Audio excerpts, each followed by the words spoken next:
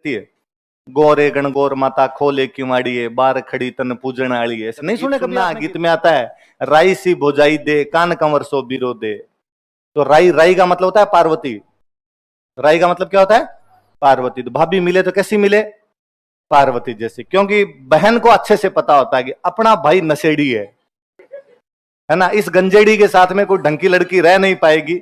मां पार्वती मुझे लगता है कितनी भली महिला है बेचारी, शिव जी के साथ भी दिन काटे उन्होंने। कबीर सिंह था उस टाइम का तो।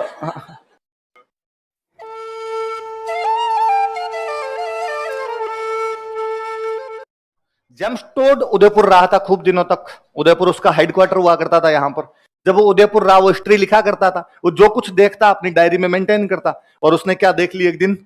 गणगौर। अपने गणगौर की सवारी यूं भव्य तरीके से निकली जाए भाई, मां पार्वती को सजा धजा के एकदम, साथ में राजमहलों से सवारी निकलती, साथ में सैनिक जाते हाथों में तलवार भाले लिए हुए, सब सजे धजे कपड़ों के अंदर नारेबाजी करते हुए जाया करते थे। और जेम्स टोड को बड़ा अच्छा लगा। जेम्स टोड ने कहा भाई साहब ऐसा त्योहार मैंने कभी नहीं देखा। और उसने अपनी डायरी में मेंटेन किया कि साहब मैंने आज उदयपुर की गणगौर देखी, इतनी अच्छी लगी मुझे, मैं तो कालजा बाहर आ गया था। खूब सारी बातें उसने लिखी। तो कोई पूछेगा कि कर्नल टोड ने कहां की गणगौर का वर्णन किया है? कहां की? कर्नल जेम्स टोड ने उदयपुर की गणगौर का वर्णन किया है। Colonel James Tod described Gangaur of Udaipur. कहां की गणगौर का वर्णन करता है वो? उदयपुर। उदयपुर की गणगौर का वर्णन करता है भाई। उदयपुर में बहुत अच्छी गणगौर होती है क्योंकि उसका हेडक्वार्टर ही कहां पे था? उदयपुर। देखो दोनों बातें याद रहनी चाहिए इस बहाने। कभी कोई यही पूछ ले कि जेम्स टोड कहां रहता था, उसका हेडक्वार्टर कहां पे था, तो कहां पे था? तभी तो उदयपुर की गणगौर का करेगा, स्वाभाविक सी बात है। अच्छा और क्या होता है? सबसे अधिक गीत यदि किसी त्योहार पर गाए जाते हैं तो गणगौर है। आपसे कोई क्वेश्चन पूछेगा कि राजस्थान में सर्वाधिक लोक गीतों वाला त्योहार कौन सा है, तो कौन सा है? देख लो, यह है सर्वाधिक लोक गीतों वाला त्योहार है। It has maximum folk songs. खूब यूं गणगौर वाली होली के बाद में गणगौर चालू हो जाती है। गणगौर पूजने के लिए जाते रहते हैं। आप कभी नोटिस करना, मम्मी अपने आप ही गुनगुनाती रहती है, गोरे गणगौर माता खोले किवाड़िए, बार खड़ी तन पूजन आली है। ऐसे नहीं सुने कभी आपने गीत? सुने हैं कि नहीं सुने?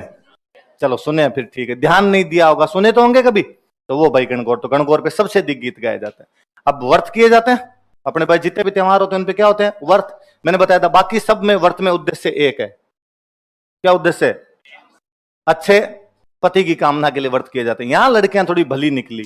यहां लड़कियों का उद्देश्य दो है, हमें तो अच्छा पति मिले, हमारे भाई को अच्छी पत्नी मिले। किसको अच्छी पत्नी मिले?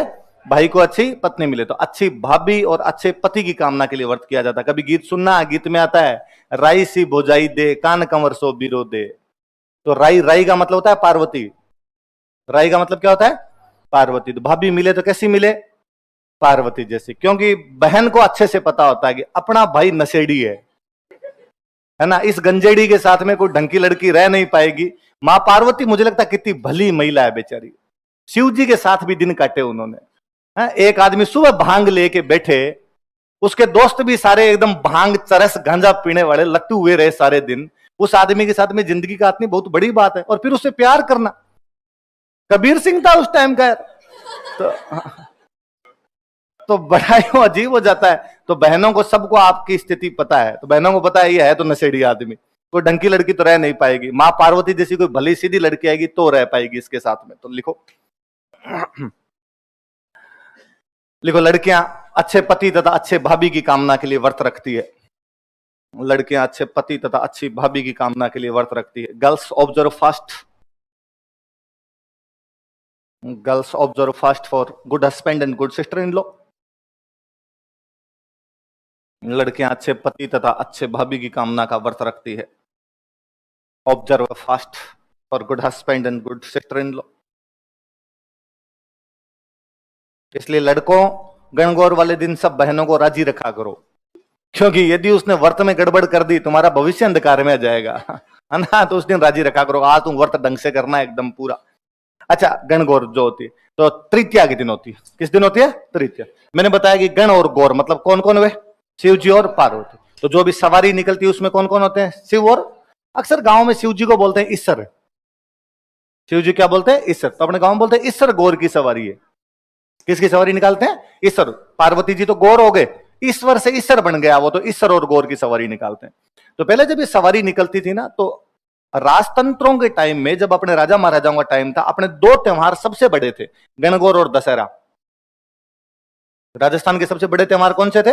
गणगौर और गणगौर महिलाओं का त्योहार बहुत बड़ा, दशहरा पुरुषों का, हथियारों हथियारों की पूजा करेंगे, पुरुषों का त्योहार। तो गणगौर का त्योहार बहुत धूमधाम से मनाते। गणगौर की जब सवारी निकालते थे, मां पार्वती की जब सवारी निकालते, तो पार्वती जी खूब सारे गहने पहने हुए होते थे, साथ में सेना जाया करती थी। इसलिए कोई भी आसपास की दूसरी रियासत होती, हर आदमी ये प्रयास करता था कि गणगौर वाले दिन इन पर अटैक किया जाए, कि गणगौर वाले दिन अटैक करेंगे, यदि किसी दूसरी रियासत पे सोना वोना तो लाएंगे। तो हर कोई रियासत वाले यूं गणगौर पर अटैक करने की कोशिश करते थे। और आज भी गांव में यदि कोई बंदा यूं ज्यादा बातें करे, अरे मैंने ये कर दिया था, उनको ठोका था जाकर, उनको पीट दिया था, और मैं इस प्रकार का गुंडा आदमी हूं, तो कोई ना कोई गांव में डोकरा टाइप का होता, कर देता, चुप रहे, कौन सी गौर लूट के लाए थे तुम? क्या लूट के लाए थे? कि मतलब शक्ति प्रदर्शन तब है जब क्या लूट ली जाए? गणगौर लूट ली जाए। गणगौर नहीं लूटे तब तक तेरे गुंडे होने में कोई भी मतलब नहीं, इसका मतलब तू शक्तिशाली नहीं है। कहते एक बार जैसलमेर में तृतीया के दिन ये गणगौर की सवारी निकल रही थी, बीकानेर वालों ने अटैक कर दिया था। कौन अटैक कर देता है? बीकानेर। और उन्होंने कहा पार्वती जी लूट के लाएंगे तो खूब सारा सोना वोना मिल जाएगा अपने को, पर बदकिस्मती उनके हाथ केवल शिव जी आए। लूट मार हुई थी, हाथ में कौन आए?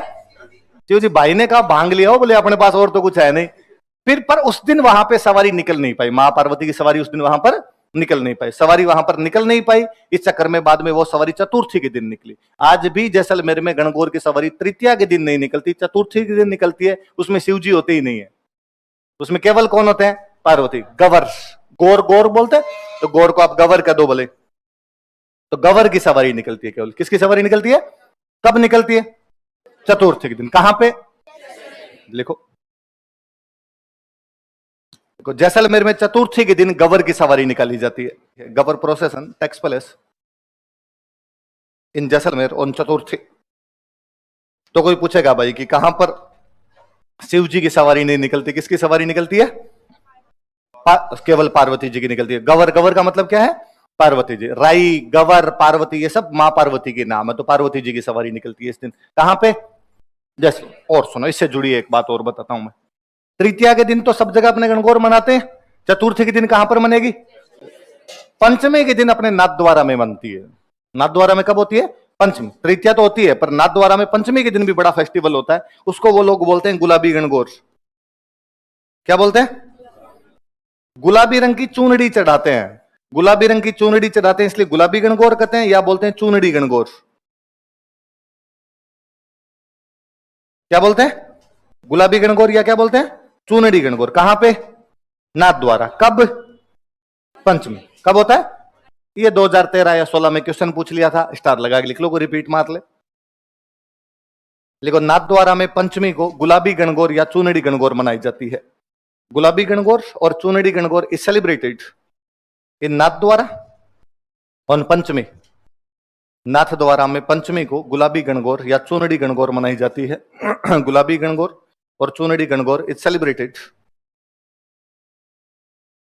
गुलाबी गणगौर और Chunri Gangaur is celebrated in Nathdwara on Panchami.